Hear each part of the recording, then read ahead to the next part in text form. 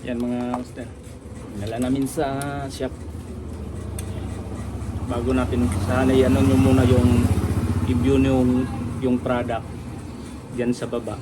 Kita nyo ito yung power supply. Maganda kasi ito pag mayroon kayong window water dispenser window machine. Lagyan nyo nito yung power supply kasi kinokontrol niya yung pumapasok na voltahe. So ito naman